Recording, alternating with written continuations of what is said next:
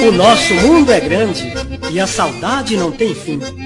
Esta linda homenagem vai para a Fazenda Arvoredo ao João e Aide Paim.